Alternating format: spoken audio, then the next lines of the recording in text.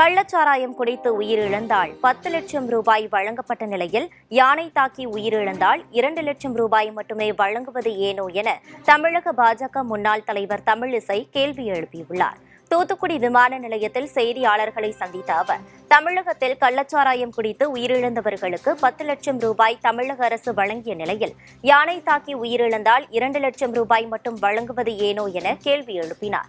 மேலும் பட்டாசு தொழிற்சாலையில் இறந்தவர்களாக இருக்கட்டும், விவசாயியாக இருக்கட்டும், யாராக இருந்தாலும் தமிழக அரசு குறைந்த நிதியே வழங்குவதாக சுட்டிக்காட்டினார். கள்ளச்சாராயம் குடிக்கிறவங்களுக்கு 10 லட்சம் கிடைக்கும். அது அது பட்டாசு தொழில உயிரிழந்தவர்களா இருக்கட்டும், விவசாய தொழில உயிரிழந்தவர்களா இருக்கட்டும், அவங்களுக்கு அவ்வளவுதான் கிடைக்கும். அதனால தமிழ்நாட்டுல அதிகமான நிதி பெற வேண்டும் என்றால் அவர்கள் கள்ளச்சாராய சாவாக இருக்க வேண்டும். இது இவ்வளவு கொடுமை.